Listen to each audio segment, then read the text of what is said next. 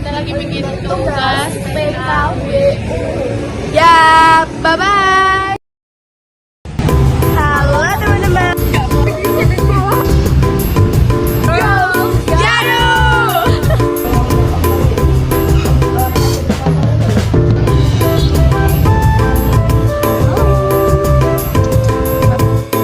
Assalamualaikum warahmatullahi wabarakatuh.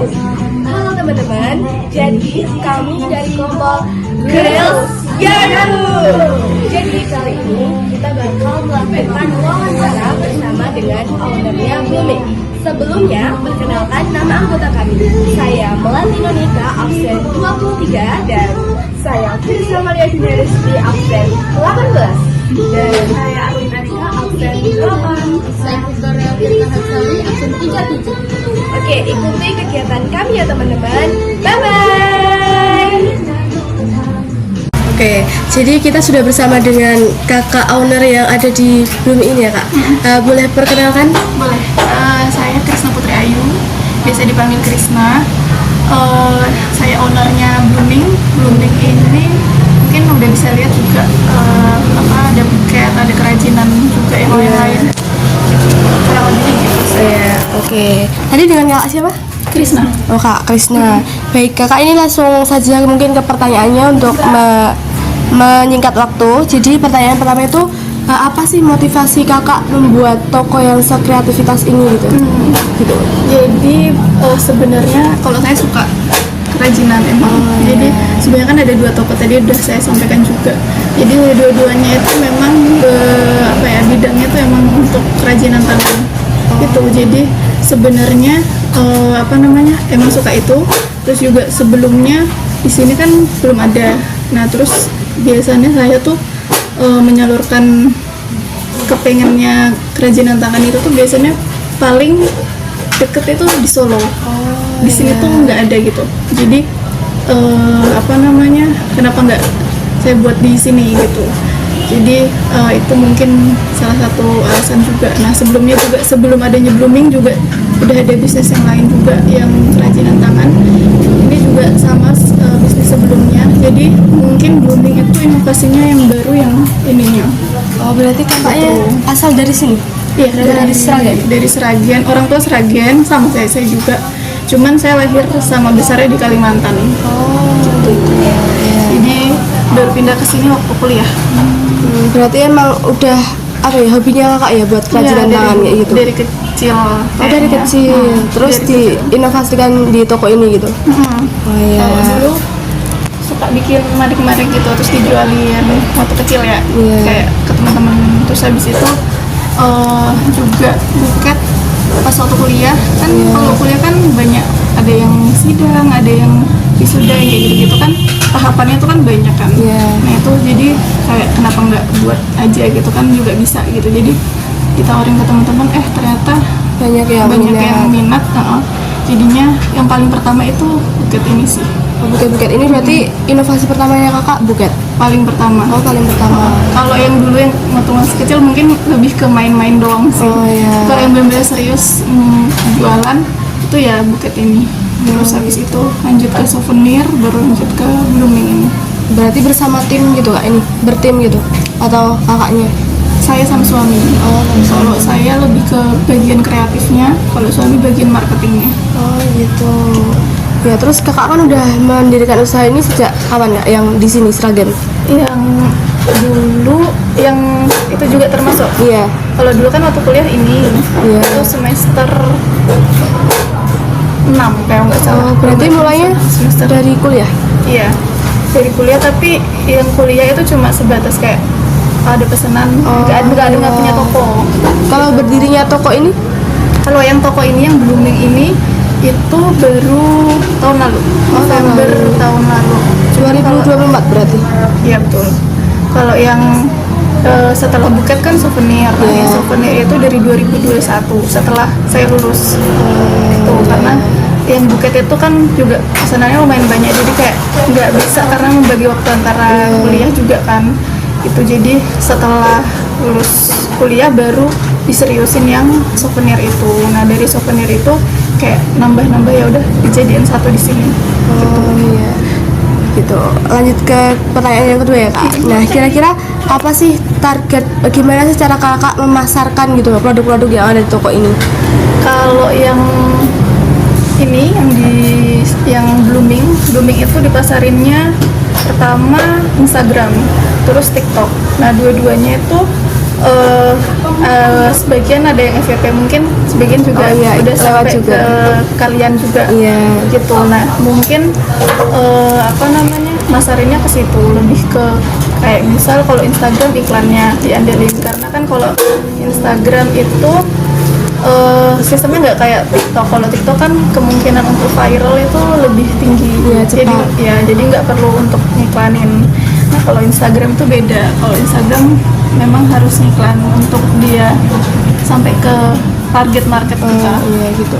Ya, jadi kan tadi lebih banyaknya pemasarannya melalui media sosial.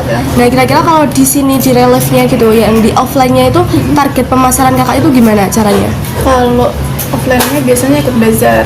Oh bazar. Ya, pokoknya event-event gitu. Terus mungkin dari teman ke teman, mulut ke mulut, kayak gitu. Kebetulan juga saya sering ikut kegiatan kayak olahraga, misalnya kayak tenis atau yoga. Terus nanti dari relasi itu kan jadi tahu gitu. Iya Terus benar. itu kalau yang event kemarin sempat ikut Solo Market Art yang di Solo itu. Iya itu sama kemarin juga kerja sama bareng SMA 1 ulang tahunnya mereka. Nah itu kita buka stand di situ karena mereka yang minta kita buka di sana. Jadi mungkin lebih ke situ kalau offline-nya. Tadi yang di SMA 1 itu kan juga sesuai dengan Gen Z ya kak? Iya, lebih betul. suka ke manik-manik, terus yang lucu-lucu gitu. Iya. Nah ini pertanyaannya lebih ke menjorok ke kerajinan kakak ya, yaitu buket ini tadi. Jadi gimana sih cara kakak itu memilih bahan-bahan yang premium gitu loh di toko kakak ini? Kalau bahan itu sebenarnya nggak harus premium ya. Kalau tergantung target marketnya. Tapi kalau target marketnya memang yang kalangan atas, mungkin nyarinya yang penting kualitas atau yang mahal, mungkin emang kualitas. Nah jadi nanti penentuan bahan itu berdasarkan target marketnya. Itu kalau misalnya target marketnya nyarinya yang murah, otomatis kita juga harus menyesuaikan toh. Nggak mungkin misal target marketnya di Sragen orangnya maunya yang murah, tapi kita nyari bahan-bahan yang premium, yang yang tinggi-tinggi, otomatis kan nanti harga jualnya juga ikut naik. Nah nanti takutnya nggak ada yang beli gitu. Jadi sebenarnya tapi bukan berarti kita nyari bahan yang jelek ya, enggak, tapi yang sesuai sama target market kita, standar kita gimana gitu. Jadi kalau buket beda-beda sih bahannya, kan ada yang plastik, ada yang kertas. Nah itu tergantung keinginan dari customernya. Kalau misalnya customernya mau yang bahannya ini, nanti dibikinin yang kayak gitu. Terus nanti untuk bunganya itu juga bunganya beda-beda, ada yang besar, ada yang kecil, warnanya juga beda. Nah itu juga tergantung dari maunya customernya. Berarti sesuai requestannya. Iya betul, sesuai request. Jadi mungkin yang kita readyin di sini cuma beberapa aja. Jadi kebanyakan customer yang datang ke sini terus kayak nunjukin, kak bisa nggak bikin yang kayak gini. Nah, nanti kita usahain untuk sama seperti requestnya dari customernya. Ini kan buket itu modelnya aja banyak banget ya kak. Terus juga dari perkembangan zaman itu makin kesini tuh makin bagus gitu loh. Gimana cara kakak itu mengatasi hal itu biar nggak ketinggalan gitu loh sama tren zaman sekarang gitu? Sering lihat referensi sih, nggak bisa kayak kita punya pakemnya kayak gini, kita kayak gitu terus tuh nggak bisa. Karena ya betul, itu harus, namanya bisnis itu apapun ya, nggak cuma buket, itu harus ngikutin perkembangan zaman gitu. Contohnya misal sekarang kan kalau ini kan basic, ada juga yang sekarang ditambah stiker, kupu-kupu, terus ada juga yang dari buket apa sih yang pipa itu loh, yang kawat. Oh iya, tahu. Bisa pokoknya ngikutin perkembangan zaman juga. Jadi customernya mau yang kayak gini, kita juga bisa ngikutin itu. Nanti juga kita katalog barunya juga ngikutin dari tren-tren yang sekarang. Kayak gitu. Kecuali ikut perkembangan zaman nih kak, kira-kira kalau kakak di rumah itu pernah nggak nyoba-nyoba bikin yang inovatif gitu, yang baru dari buketnya itu? Kemarin itu kan ini sih yang baru. Ini kan kalau yang ini kan biasa polos kan. Roknya tuh biasa. Nah ini kan roknya agak ini. Nah ini Iya benar-benar. ini Korean style. Jadi kemarin tuh kenapa kemarin ini dari saya workshop, saya belajar itu. Jadi datang workshop bersertifikat di Solo, terus ngikutin, terus habis itu saya praktekkan di sini. Terus juga selain dijual, kemarin juga saya buka workshop di sini. Itu yang kemarin itu yang datang ibu-ibu sama pelaku usaha Phuket juga. Jadi saya belajar terus saya ngajarin orang lagi. Jadi kayak sharing ilmu lagi gitu. Iya benar-benar. Nah ini lebih ke toko kakak lagi nih. Kira-kira apa sih alasan kakak itu membuat kreativitas kelas? Kan di sini juga ada kreativitas kelas kan nggak? Nah itu alasannya itu kira-kira apa gitu? Tadi kayaknya udah dijawab yang di pertanyaan sebelumnya, Nay. Karena di sini kan belum ada itu. Mungkin kalau aku lihat sih kebanyakan kan hiburannya kurang ya, maksudnya paling cuma makanan doang. Jadi kenapa nggak buat di sini? Cuman mungkin belum seantusias kota-kota lain gitu. Cuman kalau dilihat sih apa ya, sebenarnya udah antusias, cuman kalau saya pengennya lebih lagi gitu. Jadi mungkin bakalan inovasi yang lain biar supaya banyak orang yang tahu juga gitu. Itu sih mungkin karena di sini belum ada, siapa tahu juga ada yang jiwanya kayak saya pengen kayak nyalurin bakatnya atau mungkin kayak nyalurin energinya. Kadang kan orang healingnya beda-beda ya. Kadang healingnya ada yang suka jalan-jalan, yang suka jajan, ada juga yang suka berkreativitas. Nah mungkin orang-orang yang seperti itu yang bisa disalurin ke sini gitu. Makanya saya pengen itu ada di sini kayak gitu. Makanya ini sekalian juga ya toko yang sana ini dibarengin. Nah ini kan kakaknya ownernya tuh setiap hari di sini atau kadang-kadang doang? Kebanyakan tiap hari di sini. Cuman ada mungkin hari-hari tertentu yang saya ada event di tempat lain atau ada acara di tempat lain. Berarti di sini ada karyawan tetapnya? Ada. Kalau yang bloomingnya ini mungkin 2 orang. Sisanya 4 orangnya di yang souvenir yang online. Gitu. Udah mungkin itu aja pertanyaannya. Cukup beberapa aja. Ada tambahan-tambahan? Nggak ada. Atau pertanyaan pribadi yang mungkin ada yang penasaran ya betul. Apa? Ada jiwanya pengen usaha juga, mau nanya sekalian ya nggak apa-apa juga Pak.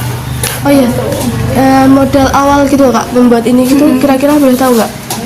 Kalau blooming ini ya kayaknya kisaran 50 deh Kak. 50 jutaan, 40 sampai 50. Kalau hari-hari yang paling rame gitu kira-kira hari apa kak? Weekend biasanya, weekend sama kalau pas lagi libur sekolah, nah itu lumayan banyak. Kadang full di sini.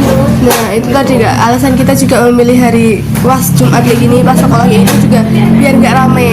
Soalnya kita juga kadang tahu kan teman-teman kita juga ada yang sebagian udah kesini gitu. Jadi kita udah memilih tempat ini untuk dijadiin wawancaranya gitu. Terus tadi juga udah dapat pembelajaran yang banyak banget dari kakaknya, motivasi, terus alasan-alasan juga kreativitas kakak. Jadi terima kasih banyak ya kak udah meluangkan waktunya, terus juga udah relain waktu juga. Ini udah mampu juga menjawab pertanyaan dari kami, terus juga memberi pelajaran dari buat kami gitu untuk lebih termotivasi gitu kak. Jadi terima kasih banyak ya kak udah membantu tugas kami juga biar cepat selesai.